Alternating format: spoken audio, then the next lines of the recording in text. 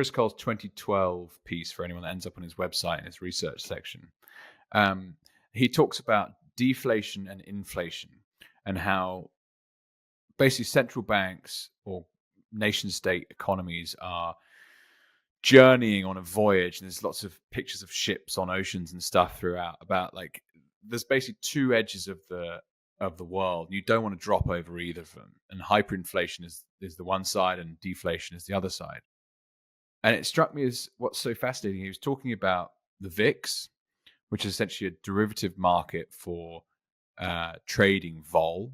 And VIX was actually a market I hadn't come across before. So I'm a noob in that sense to this topic. But you're right. The document was definitely possible to read and it made sense.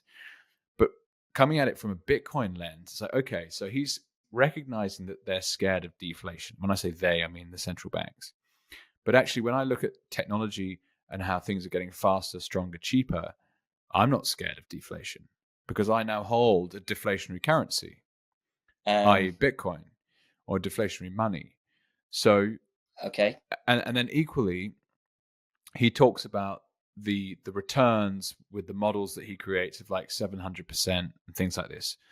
But these are all derivatives markets with counterparty risk that isn't mentioned. It's like, okay, so you own a derivative that someone owes you money on, but like, what happens if they don't pay you?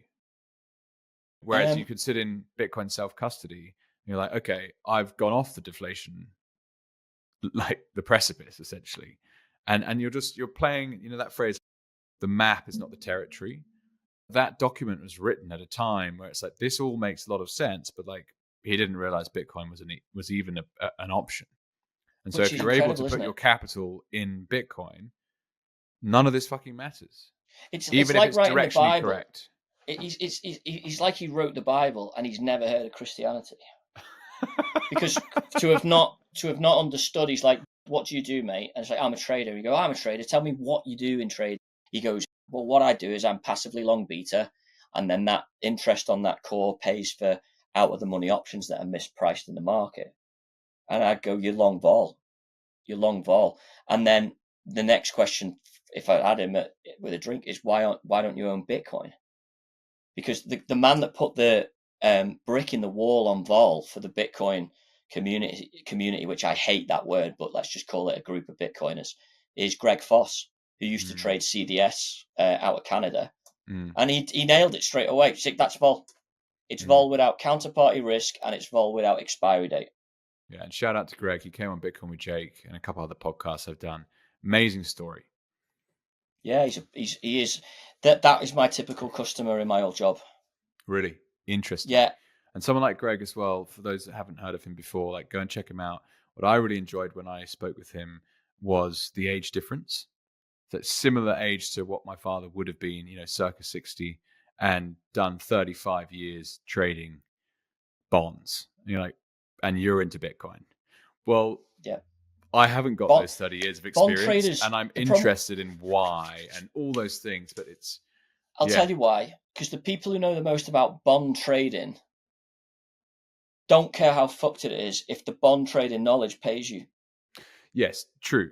Yeah, they're not right. So, like your previous experience when you're like, well, hang on, what about this? What about that? And like, mate, I've got to pay the school fees. I don't give a shit about that.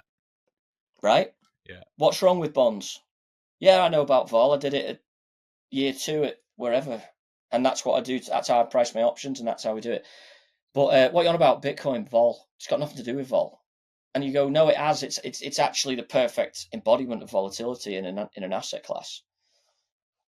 And no one knew. And the way Greg pitched it at that time, it was a far stronger argument, because that was at 10K, lower than 10K a coin, which was absolutely the right time to say, well, if all the government debt, if all the government paper went to zero,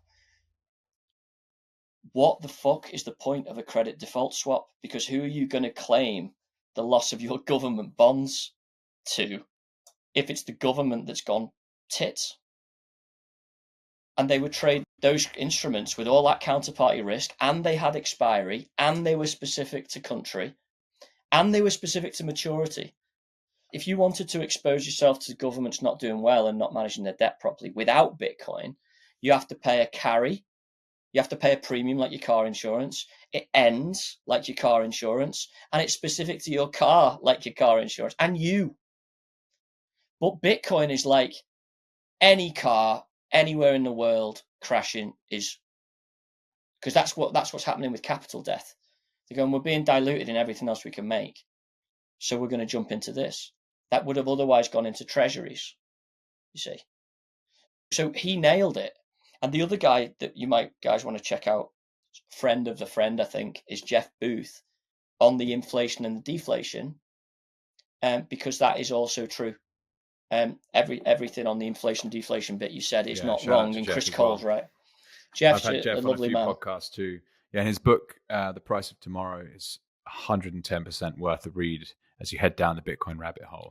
It's one of the best, actually, isn't it? And it doesn't say. even mention Bitcoin until like the very, very, exactly, very end, which I always exactly think so right. great. It doesn't mention Bitcoin.